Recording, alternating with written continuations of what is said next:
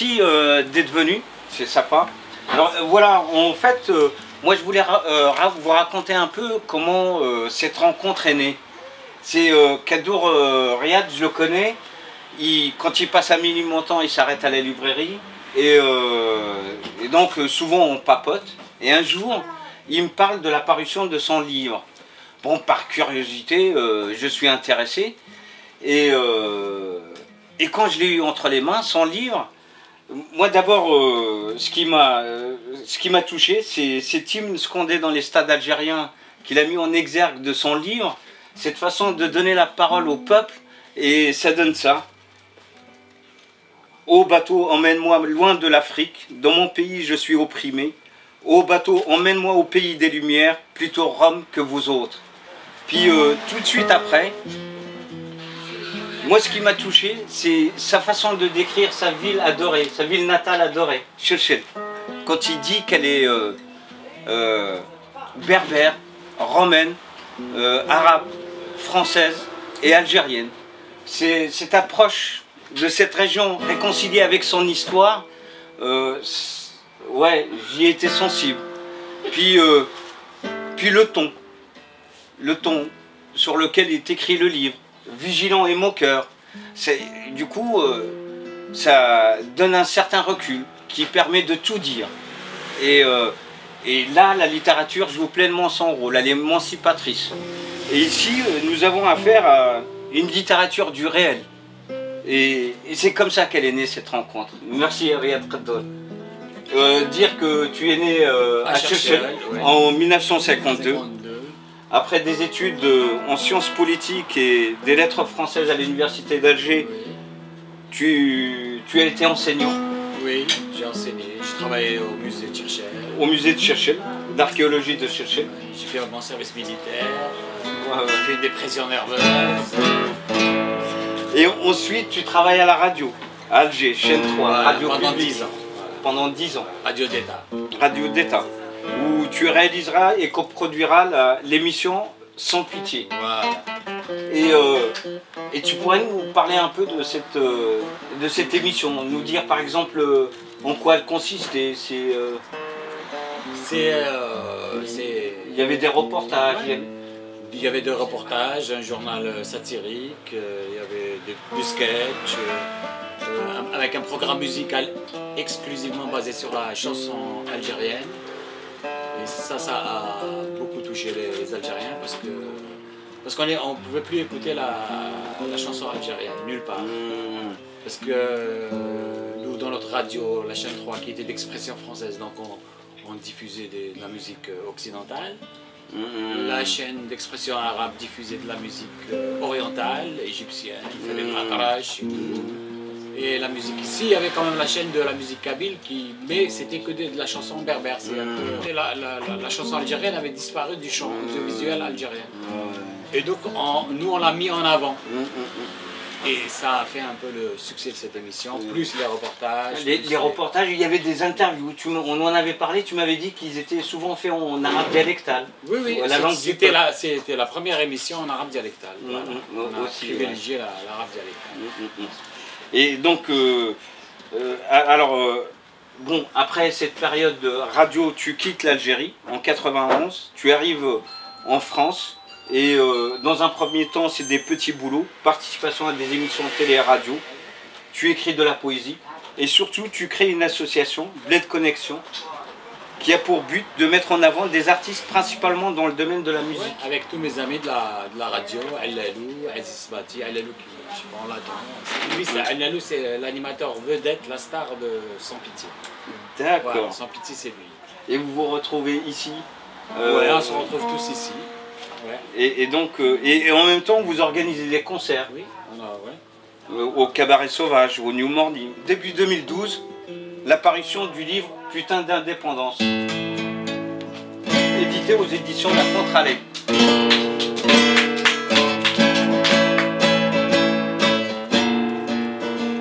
Alors voilà, donc Putain d'indépendance, ça se passe raconte un peu, en 1962, le FLN accède au pouvoir et proclame l'indépendance dans la liesse populaire et enfin l'espoir d'un avenir meilleur. Et ton livre Riyad raconte un peu les années qui précèdent et qui suivent cet événement.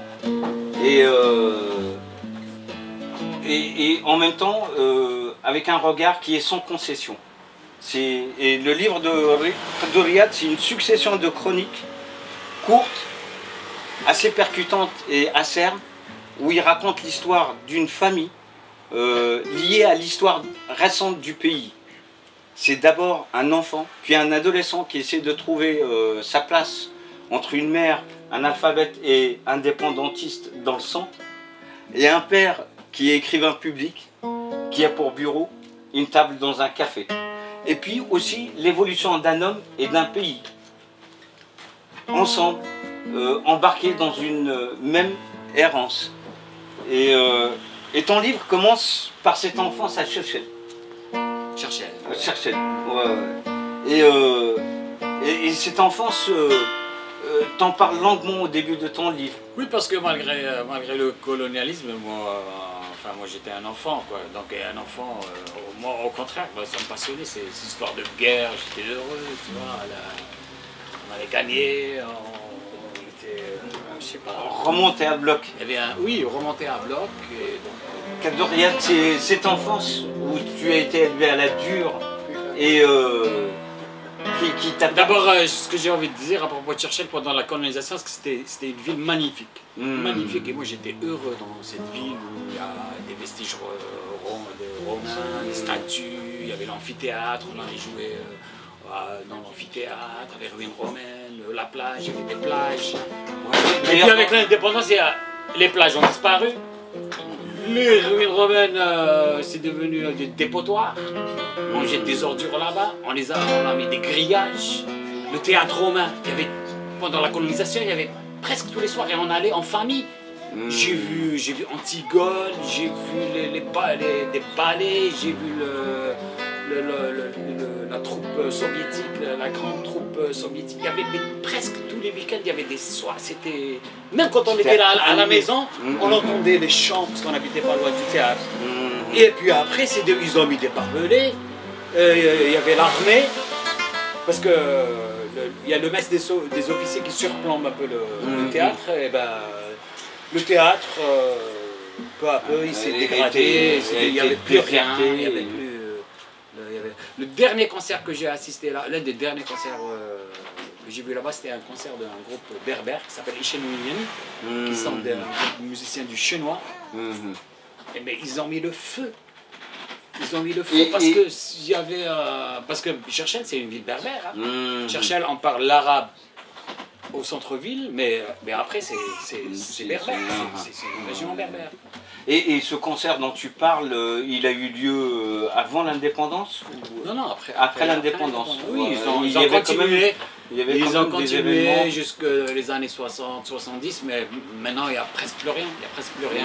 Le théâtre s'est dégradé, il est pas entretenu. Et moi je voulais parler de cette enfance que tu as eue, élevée à la dure, qui t'a permis de prendre ton indépendance. Et d'ailleurs, il y a un petit passage à la page 39 où tu expliques ton retour de la mer un peu. Et ça ne te dérangerait pas de lire juste la petite introduction là où... T'as encore été à la mer, espèce de désastre. On sait pas. Non, là j'ai pas été, maman. La vérité de Dieu, maman, j'ai pas été à la mer. Par la justice du prophète, elle me saisissait alors sauvagement le bras, me léchait la peau et crachant aussi sec. Et ça c'est quoi? Bandit sauvage. C'est pas du sel ça? Que Dieu te transforme en statue sauvage. Coups, gifles, cris, griffes. Mais j'étais déjà de marbre et j'encaissais sans me soumettre. C'est ainsi qu'on nous élevait pour devenir des hommes, des lions, des gladiateurs. Les enfants sont comme les plantes, dès le berceau, il faut les momifier, les emmailloter, les masser, les huiler, les attacher, les tailler, les corriger, les dresser, sans pitié. N'importe quel adulte avait le droit de me battre, les gifles fusaient de toutes parts, chien, bien fait. Un enfant a toujours tort en barbarie, mais je résiste. Et non, moi ce que j'ai beaucoup aimé dans cette description, parce que au-delà de ton enfance, moi qui suis marocain, je me suis reconnu dedans parce que nous aussi on était huilés, momifiés, pareil. Et donc c'est un peu, il y a un côté qui va au-delà des enfants de Chilchil et qui sont le lot des enfants du Maghreb carrément.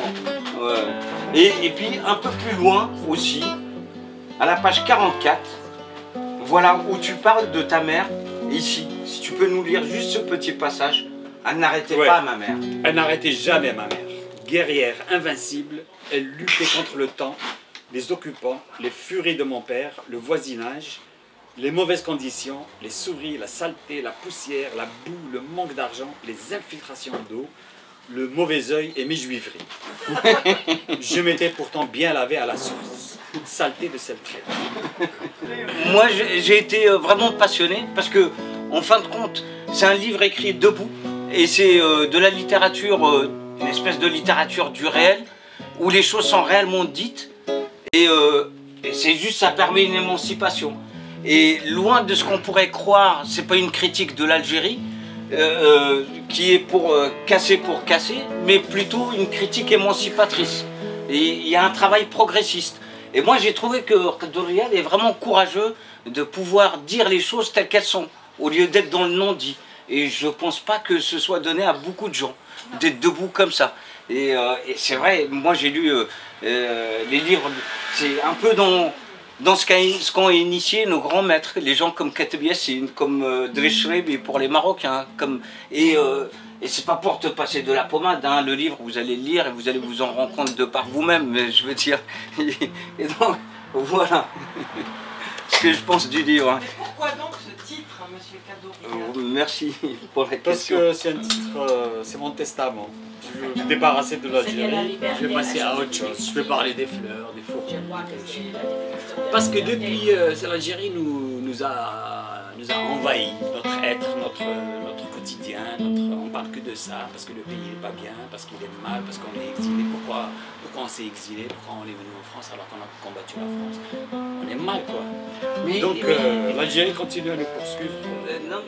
Alors je dis adieu, café de la petite mosquée où mon père, écrivain public, rédigeait les lettres françaises pour le compte de nos frères analphabètes, piégés par les rouages linguistiques du romantisme bureaucratique colonial. Adieu, café indigène où la clientèle de mon père, largement berbère, venant de nos montagnes, se donnait rendez-vous autour d'un thé à la menthe ou d'un café moitié-moitié, autant de lait que de café. C'est dans ce café qu'à ma grande fierté, je fus arrêté pour la première fois de ma vie quand les soldats français débarquèrent armés jusqu'aux dents pour embarquer tout ce pauvre monde piégé par les événements. Parquet, place Césarée, les mains en l'air, sous une pluie fine et caressante, comme pour nous aider à faire face à ce destin tragique, nous avions attendu je ne sais quoi pendant des heures, aussi debout et de marbre que les monuments de la place. Ma mère, dans tous ses états ce jour-là, imagina le pire. Que sont-ils devenus? Perdus à jamais dans les maquis de nos montagnes, nous appelons à l'indépendance notre patrie, ou pire encore, moi perdu dans la fosse au lion du cirque romain, et mon père dans les bras d'une pied noire atypique, un verre de vin rouge à la main au milieu des colons insouciants et des arabes mécréants chez ce maudit Apollon. Apollon, c'est un barbare. Libéré en début de soirée, tout ça aurait pu finir par un grand ouf, Dieu merci. Mais non, cette indépendance nous a encore gâché la soirée à cause des cortèges incessants de tissus achetés à prix d'or, du vacarme tyrannique de la Saint-Gère, des centaines de drapeaux et de costumes patriotiques qui prennent toute la place, de tout cet argent dilapidé pour devenir des esclaves comme sous les Turcs, à cause des poissons qui se dévorent entre eux comme les chefs du FLN, et surtout des derniers toutous montés au maquis qui vont bientôt nous faire voir de toutes les couleurs de l'indépendance.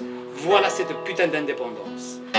Ajustant son béret basque, mon père, qui n'avait rien à foutre des consignes barbares du FLN, qui interdisait, sous peine d'avoir le nez décapité, toute consommation d'alcool et de tabac pour cause de révolution, avait en tout cas ce soir-là d'autres muses à fouetter. Il claqua la porte, traversa la cour d'un pas impérial, violant l'espace sacré de la junte féminine avoisinante, et se dirigea tout droit pendant qu'il était encore temps, chez Apollon, boire un dernier verre à la santé de la liberté, avant le déluge annoncé de l'indépendance. Réfugiée dans le fatras des chutes de soie et de taffetas nationalistes, ma mère, abattue, éclata en sanglots, la tête livrée à la machine à coudre. je m'endormis, éveillé comme un gladiateur, à la veille d'un combat capital. Après avoir donné quelques audacieux coups de pied au plafond, le ciel peut se la ramener. Apollon le remettra à sa place.